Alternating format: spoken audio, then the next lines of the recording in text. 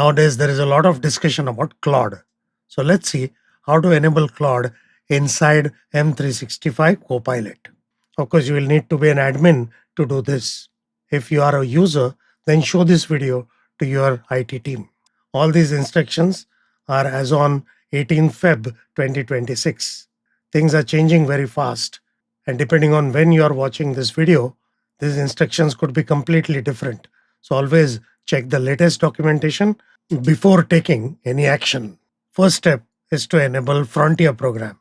Frontier means latest features. So first go to Microsoft 365 Admin Center, Copilot.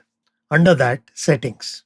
You'll see lots of settings, one of which is the Frontier program. Enable it for all users.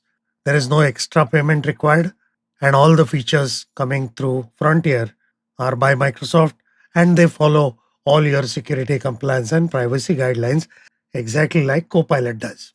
So, at no extra cost or risk, all your users who have the license will get latest features faster. So, it's good for everyone.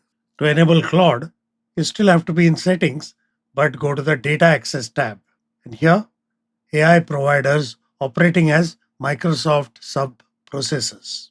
And here, Anthropic will be visible. Enable it, and that's it. Once this is done, if you go to Researcher, you will see this drop down, and here you will be able to choose OpenAI or Anthropic as the models. Secondly, when you go to Copilot in Excel and then go to Tools, Agent Mode, here as well you will see a similar drop down. And in Copilot Studio, when you are creating an agent, there as well you will see Claude, both Opus as well as Sonnet. Anything which is in preview should not be used in production. To summarize, we have seen how to enable the Frontier program and how to enable Claude across Microsoft 365 Copilot platform. If this video was useful to you, then like it, share it with others, and subscribe to the channel to learn more and work smarter. So that's it for now. See you soon. Thank you.